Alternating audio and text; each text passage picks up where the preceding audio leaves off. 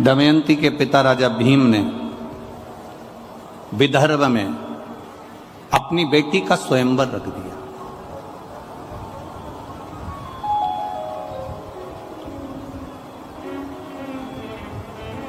अब राजा भीम ने अपनी बेटी का जब स्वयंवर रखा, जगत में डोंडी पिटवाई, नगारा पिटवाया, देवताओं तक सूचना पहुंच गई, गंधर्व तक सूचना पहुंच गई, असुरों तक सूचना पहुंच गई, सारे नगर के राजाओं के पास सूचना पहुंच गई कि दमयंती का स्वयंवर है। दमयंती को इंद्र भी पाना चाहते थे क्योंकि बड़ी सुंदर थी, वो विद्वान थी, ज्ञानवान थी, प्रबल थी। दमयंती को स्वयं अग्निदेव भी पाना चाहते थे, दमयंती को स्वयं वरुण देव पाना चाहते थे, दमयंती को स्वयं यमराज पाना चाहते थे। इन लोगों ने विचार करा कि दमयंती मेरी बन जाए। इंद्र कहता है दमयंती मेरी बने, अग्निदेव कहते हैं दमयंती मेरी बने, स्वयं वरुण कहते हैं दमयंती मेरी बने, यमराज कहते हैं दमयंती मेरी बने। और दमयंती चाहती किसको है? जम के बोलो जरा, राजा नल। अब इतने में इन चारों ने विचार करा कि हम पृथ्वी पर जा रहे हैं, नीचे स्वयंवर में जा रहे हैं, स्वयंवर में हम पहुंचेंगे और स्वयंवर में पहुंचे पर दमयंती का विचार तो जाने कि दमयंती हमको माला पहनाएगी कि नहीं पहनाएगी। दमयंती हमको माला पहनाएगी कि ना पहनाएगी, पहले वो भी तो विचार किया जाए। अब इंद्रदेव ने ध्यान लगाया, यमराज ने ध्यान लगाया, अग्निदेव ने ध्यान लगाया, वरुण ने ध्यान लगाया और ध्यान लगाकर देखा तो दमयंती राजा नल को चाहती थी। तो इन चारों ने विचार करा कि यह काम करते हैं कि नल का रूप रख कर जाते हैं, तो दमयंती अपने को माला पहना देगी। और दमयंती ने माला पहना दी, उसके बाद तो दमयंती अपनी होगी।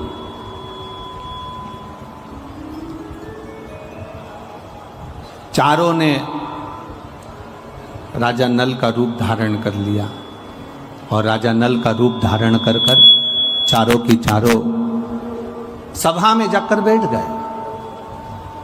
राजा नल भी आ गया और राजा नल आकर भी सभा के अंदर बैठे। जब सभा के अंदर राजा नल बैठे हैं, यमराज बैठे हैं, वरुण बैठे हैं, अग्निदेव बैठे हैं, इंद्रदेव बैठे हैं, अब दिक्कत सबसे बड़ी खड़ी हो गई दमयंती के सामने कि ये पांच एक जैसे दिख रहे हैं। अब माला किसको पहनाए? ओरिजिनल नल है कौन सा? राजा नल कौन सा? ओरिजिनल कौन सा?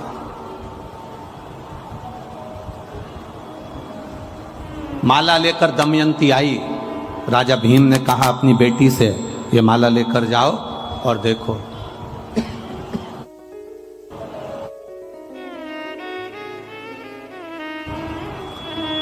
माला लेकर दमयंती चली, सबके सामने पहुंच गई। राजा भीम ने कहा कि तुम माला नहीं पहनाओगे? क्या तुम्हें माला नहीं पहनाना? प्रभु, क्या तुम माला नहीं पहनाओगे? दमयंती ने अपने पिताजी से कहा, पिताजी माला पहनाने की मना नहीं है, माला तो मैं पहना दूंगी, पर दिक्कत इतनी सी है कि यहाँ ये जितने बैठे हुए हैं ना, इनमें से राजा नल के जैसे कम से कम 4 और बैठे हैं। ऐसे मिलाकर यहाँ सभा में ये 5 बैठे हुए हैं। अब राजा नल अगर 5 हैं तो ये 5 राजा नल में से मैं किसको माला पहनाऊं, किसको मैं माला पहनाऊं? कुछ समझ में नहीं आ रहा कि मैं किसको माला पहनाऊं। इतने में राजा भीम ने अपनी बेटी से कहा, तू किसकी आराधना करती है? जिसका तू भजन करती है, जिसकी तू आराधना करती है, जिसकी तू सेवा करती है, जिसकी तू चाकरी करती है, जिसकी तू अनुमोदन में डूबी रहती है, तो एक काम कर, उसको याद कर। अब इसको समझने वाला प्रसंग आया है, बहुत ध्यान देना, जो राजा नल और दमयंती का प्रसंग। अब समझने वाला प्रसंग ये है कि पिता ने कहा कि तुम उसको याद करो, उसको याद किया जाए।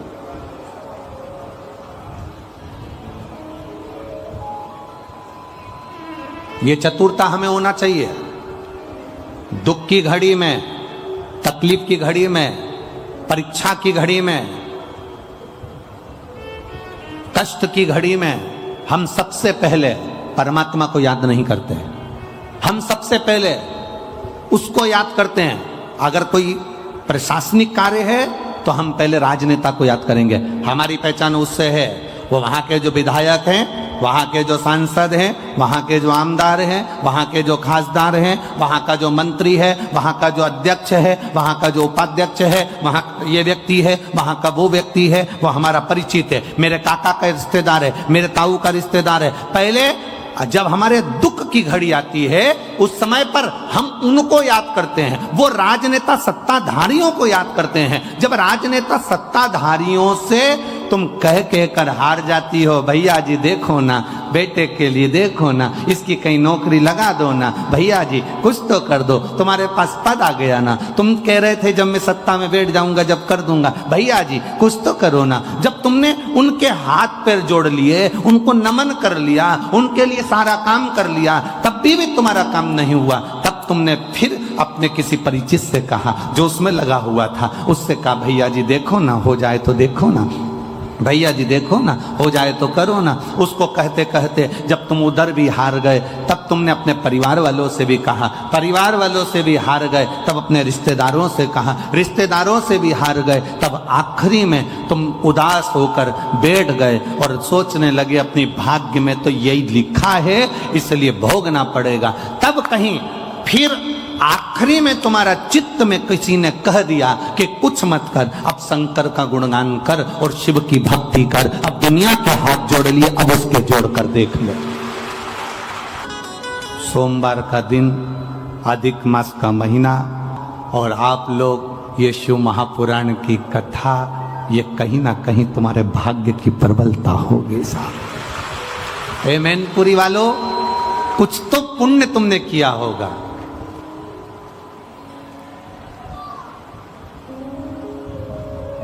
हम जब यहाँ कथा करने आ रहे थे, बोल दें क्या? अरे बोलो तो, बोल दें। कथा करने आ रहे थे तब लोगों ने कहा कहाँ जा रहे हो कथा करने? हमने कहा मैनपुरी। मैनपुरी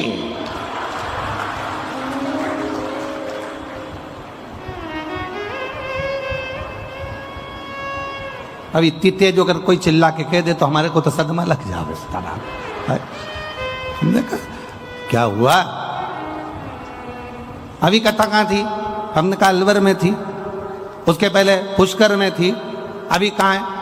मैनपुरी। संभल के जाना, संभल के जाना। हमने कहा किस चीज से संभले? बस हमने खूब नाम सुना है मैनपुरी का।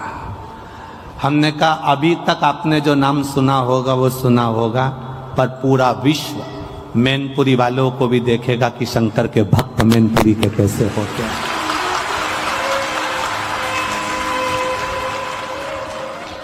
मैनपुरी का शिव भक्त कैसा होता है?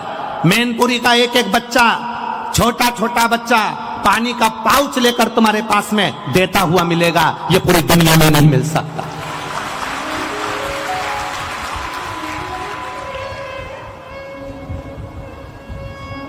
ये नवयुवक बच्चे, एक यहाँ की मैनपुरी की एक बेटी है जो जब तक कथा चालू नहीं हो जाएगी मैनपुरी में, उसको मालूम पड़े हुए 1 महीना हुआ कि कथा हो रही है मैनपुरी में, जब तक कथा चालू नहीं हो जाएगी तब तक व्रत करेगी। एक बेटी है पूरा अधिक मास सावन और उसके पहले से व्रत करेगी। कोई गुप्ता जी की बेटी है, अगर कहीं बैठी हो तो अपना हाथ हिला सकती है। उसका पत्र हमारे पास में था, हमारे स्मरण में नहीं आया।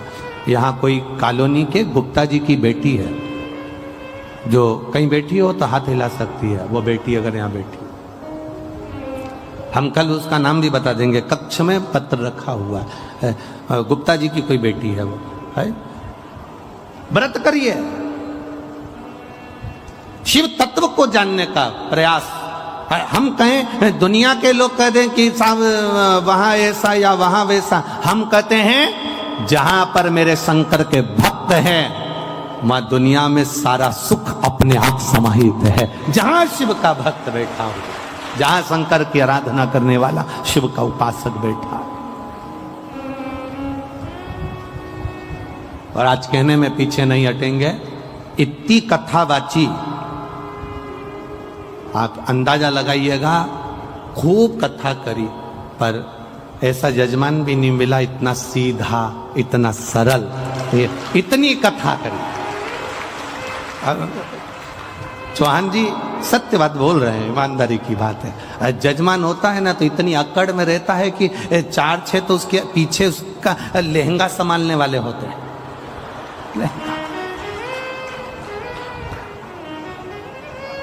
और 25 बार का देता है, हमारा सोफा कहाँ है, हमारे रिश्तेदार आएंगे वो कहाँ बैठेंगे, हमारे घर के लोग आएंगे वो कहाँ बैठेंगे। पर धन्यवाद, शंकर और पार्वती का स्वरूप ऐसा ही होता है।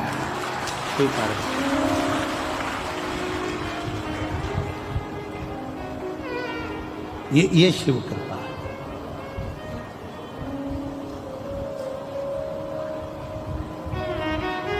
ये शंकर की उदारता है। किसी के कहने से थोड़ी ना होता है ऐसा, कुछ कह दे। सखी रे काशी वाले से हमारी लड़ गई अखियां। हम गाएंगे नहीं, तुम लोग बैठ जाओ वापिस हो, हम गाने वाले नहीं हो। अरे सखी रे डमरू वाले से हमारी लड़ गई अखियां। हम भजन इसलिए कम करते हैं क्योंकि भीड़ इतनी ज्यादा रहती है। अब भीड़ में अगर भजन करो ना तो माताएं उसका बहुत जल्दी फायदा उठाती, वो पीछे वाली कहीं से घुस के आगे आ जाती। ये बड़ी प्रॉब्लम है। अब जब तक अगला भजन नहीं आता ना, जब तक ये दोनों आपस में आई करतो क्यों आई यहाँ पर,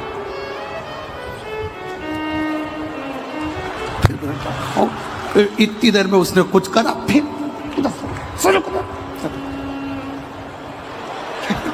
अब बात तो इसलिए जिस बात में विवाद हो वो करो ही मत, अपन तो अच्छा बात बच्ची करना। तुम नाचने के लिए उठती हो, वो जगह संभाल के बैठ जाती है। अब नाचने अच्छा तो बड़ी बड़ी चिंता। अब कल का एक वीडियो तो हम आस्था चैनल पर दिखाना नहीं चाह रहे, नहीं तो हम दिखा देते। किसी ने कैमरे से फोटो खींच लिया, एक माता उठी और कुर्सी पे बैठी थी, उसने अपनी कुर्सी नहीं छोड़ी, उस पर यूज ना। अब हम तो दिखाना नहीं चाह रहे, नहीं तो हम आस्था चैनल पे वो भी दिखा रहे थे, हमारा कौन सा फर्क पड़ जाए।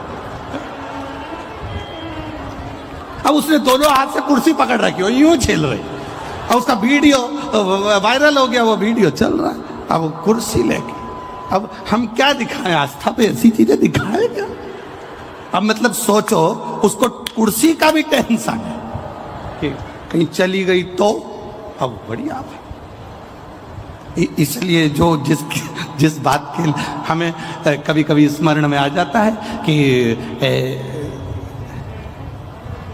कितनी ज्ञान की बातें पेट्रोल पंप पर लिखी रहती है। पेट्रोल पंप पर भी कभी कभी बहुत ज्ञान की बात लिखी रहती है। वहाँ लिखा रहता है, आग लगाने वाली चीज दूर रखें।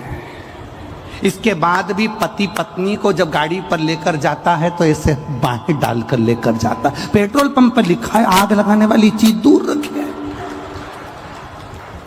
उसके बाद भी जरा समझो, जरा विचार करिएगा, कुछ कुछ ज्ञान ले लीजिएगा। तो यहाँ ये तो हास्य में हो गया, पर समझने वाला विषय ये है कि हम कह दिए नाच लो और स्मरण हो जाए और मालूम पड़े दूसरा के बैठ जाए तो सखी तुम तो बैठे बैठे गुनगुना।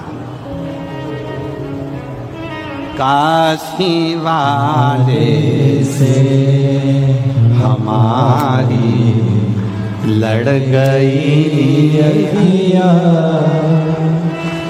बचाया था बहुत लेकिन हमारी लड़ गई अखियां। सखी रे डमरू वाले से हमारी लड़ गई अखियाँ। शिव कृपा है, दयालु की दया। 5 नल हैं, 5 नल राजा। पिता कह रहे हैं जिसकी तू भक्ति करती है उसका स्मरण कर। ये हमारे स्मरण में आना चाहिए। और दमयंती ने अपने पिता के कहने से अपने भगवान का स्मरण करा, क्योंकि शंकर की उपासना में डूबी रहती थी वो, शिव की भक्ति में डूबी रहती थी, तो भगवान शिव की आराधना करे। जब अटकल आए, जब तुम्हें लगे कि अब मैं बहुत भटक रही हूं, अब तुम्हें लगे कि मैं कहीं ना कहीं इस बांधा में फंस गई हूं, सुलझ नहीं रही, सारे परिवार, नाते, रिश्ते, कुटुंब, कबीले, राजनेता, सत्ताधारी, वैभवधारी, सबसे तुमने बोल दिया, अब परमात्मा से बोलने की बारी है। भीम ने अपनी बेटी दमयंती से कहा, अब उसको याद कर जिसका तू भजन कर। और उसने फिर निवेदन किया, फिर प्रार्थना कर।